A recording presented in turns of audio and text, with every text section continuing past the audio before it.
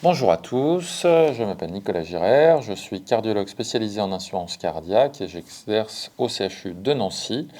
Je vais vous parler d'un article que vous avez peut-être vu passer, publié à la faveur de l'été, en juillet, qui émane de IACVI, donc l'Association européenne d'imagerie cardiovasculaire.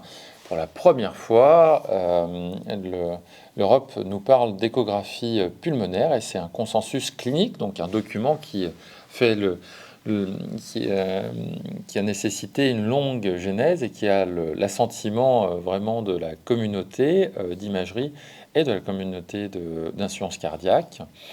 Ça parle d'échographie pulmonaire que vous utilisez peut-être déjà en pratique, qui sont mentionnés dans les recommandations de l'ESC, mais qui ont une place relativement congrue, on va dire. Là, ce consensus clinique est l'occasion de pousser le message très simple qu'une évaluation combinée d'échocardiographie et d'échographie pulmonaire est probablement utile pour les patients. Ce message très simple est d'ailleurs très bien résumé dans une des figures de l'article qui vous montre ce que vous attendez à voir de façon combinée quand vous réalisez l'échographie cardiaque et l'échographie pulmonaire.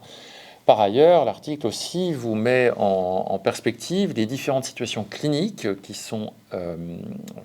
peuvent faire l'objet d'une évaluation combinée cardiaque et pulmonaire. C'est l'objet d'une deuxième figure relativement intéressante qui vous montre du coup l'utilisation en insuffisance cardiaque dans des situations de choc, dans des situations où vous avez une embolie pulmonaire, etc., etc.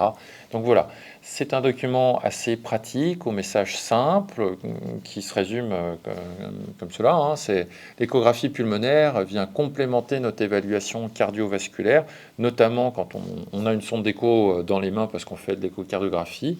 Et probablement l'intégration de cette évaluation cardio-pulmonaire permettrait une meilleure prise en charge de nos patients.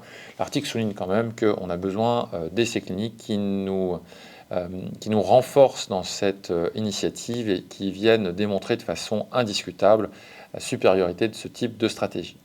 Je vous remercie.